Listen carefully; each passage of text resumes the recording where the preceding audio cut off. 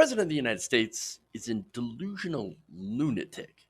Now, on Tuesday, the president caused the disloyal to Trump hashtag to trend after he said that anyone of the Jewish faith who votes for Democrats is disloyal. Now, this is let me show you the video of what he said, and this was during an attack on two congresswomen, Ilhan Omar and Rashida Tlaib. So I'm gonna show you the video, and then we'll break it down. And I can't even believe that we're having this conversation. 5 years ago, the concept of even talking about this, even 3 years ago, of cutting off aid to Israel because of two people that hate Israel and hate Jewish people. I can't believe we're even having this conversation. Where has the Democratic Party gone? Where have they gone where they're defending these two people over the state of Israel? And I think any Jewish people that vote for a Democrat, I think it shows either a total lack of knowledge or great disloyalty. So that's the president of the United States calling Jewish people disloyal. For one, that's utterly insane. And two, deeply anti Semitic. Now, that particular smear, by the way, has had a very long history as an anti Semitic trope because basically it's your dual loyalty charge, right? So, oh, you have a dual loyalty to our country and somewhere else. That means you don't have any loyalty to us. That means we can get you out of the country. That means we can do harm to you. So that is deeply problematic and has led to violence everywhere. So now, look, when it comes to the American Jewish community, right? So Trump says you're deeply disloyal, right? If you're voting for Democrats, you want to know how many American Jews have voted for Democratic politicians? Let's just give you the number from the last midterm. 79%. 79%. He's looking at nearly 80% of American Jews and saying, you're disloyal. What do you even mean by that? What disloyal to whom? You? Israel? Again, the dual loyalty charge, right? And again, super, super problematic. So now, American Jews, it turns out, are actually one of the Democratic Party's biggest supporters, right? Even more so, I think, than African American voters. They make up a huge part of the coalition.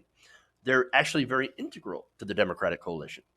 And many, of course, are increasingly becoming upset with the right-wing government in Israel, understandably so. And there are people right now, left-wing groups in Israel, that are also very deeply upset with the Israeli government under Benjamin Netanyahu and their actions in the Palestinian occupied territories, right? In fact, here you have, If Not Now. That's a young Jewish advocacy group, right? That recently attacked President Trump for this. And by the way, If Not Now has also called for justice when it comes to the Palestinian territories and justice for Palestinian rights. Now, they said the idea that Jews are disloyal and trying to undermine our country from the left has been an animating force behind the deadly anti-Semitic violence we've seen under the Trump administration. That is absolutely true. And they added, the rhetoric from the president is going to get Jews killed. It already has. And unfortunately, we have seen anti-Semitic violence against Jewish people because of that narrative. I mean, look, on the right wing, there is a huge narrative that people like George Soros, they get targeted because they're Jewish, right? And then they get targeted and sent Caesar Sayak, for example, Trump supporter. He's like, oh, it must be George Soros that's funding these caravans to go and replace Americans. Well, obviously, I must take down Donald Trump's enemies. And so that's what he tried to do. That's horrible. But again, that is part of the conspiracy theories that come from the far right. And the far right has a deep-seated hatred of Jewish people. And so that anti-Semitism is rooted in white supremacy, at least when it comes to America. So now there's more, right? Again, that's just on his statements, right? That's already bad enough. But again, they're a dog whistle to the white nationalists that support President Trump. So now, early on Wednesday, President Trump made this worse, as he usually does, right? And he tweeted quotes from one of his right wing supporters. So this is a quote from conspiracy theorist and altogether nut job Wayne Allyn Root. Now, Root describes himself as Jewish, a Jewish convert to Christianity. So he's Jewish, but he's actually a Christian. It's like the Jews for Jesus thing, right? So now uh, Trump quoted him and said, President Trump is the greatest president for Jews and for Israel in the history of the world, not just America. He is the best president for Israel in the history of the world, and the Jewish people in Israel love him. Like he's the king of Israel, they love him like he is the second coming of God, but American Jews don't know him or like him. They don't know what they're doing or saying anymore. Talk about lack of agency, right? It makes no sense, but that's okay. If he keeps doing what he's doing, he's good for all Jews, blacks, gays, everyone, and more importantly, he's good for everyone in America who wants a job. Well, actually, he's not good for African Americans or gays. In fact, the administration is trying to crack down on members of the LGBT community. So, yeah. Now, he also added, thank you to Wayne Allyn Root for the very nice words. That's insanity. Okay. Uh, what Wayne Allyn Root says is, they love you like you're the king of the Jews. You're the king of the Jews. Not the king of the North, king of the Jews. Right? And Trump's retweeting that and saying, I love how you think that I'm like the second coming. I guess maybe I am. That's delusional and dangerous. We have an insane person, a megalomaniac, running the country, and he's an absolute lunatic, followed by fellow lunatics like Wayne Allyn Root. Now, this is a guy, to give you more background on Root, he has promoted a wide range of insane conspiracy theories. For one, he would talk about how President Obama attended Columbia University as a foreign exchange student. Now, that's, of course, birtherism, right? Then he promoted the Seth Rich conspiracy theory, right? Then you also had, and this is one I never heard of, right? That the man who ran over Heather Heyer in Charlottesville was hired by George Soros. That's ridiculous.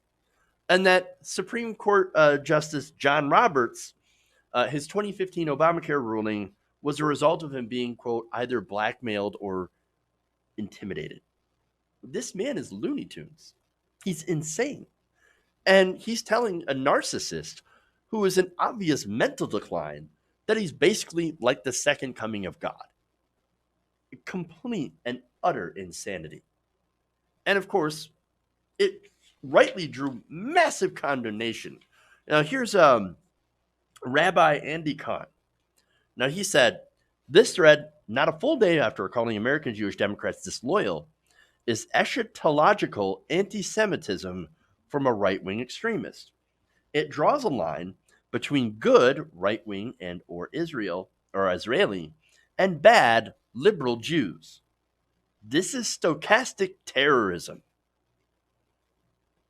I mean, you can't get more on point than that. He's right. Look, you have people like Root, right, who are the Jews for Jesus people, right? So these people are only interested in the end times, like when Jesus comes back, right? Now they love to talk about this Armageddon, right? The end of the world, the end times. You know what happens in Armageddon? Pretty much everybody dies. You know what happens to the Jews? They all die. At least they, or unless they pull a Wayne Allyn Root and decide to convert to Christianity.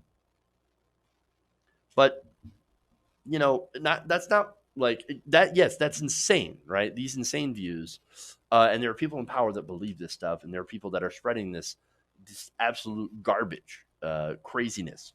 But the point he makes about stochastic terrorism is really important because that's exactly what it is. People are going to hear that and think, oh no, the American Jews are bad. The Israeli Jews that we like that are in Israel, because part of the end times prophecy is that all the Jews have to be in Israel for the end times to kick off, right? So they all have to go to that ancestral homeland and be there for Jesus to come back. And so they look at the Israeli Jews as, oh, they're good. They're good. Not only that, but they're kind of stomping on the Muslims right now in Palestine.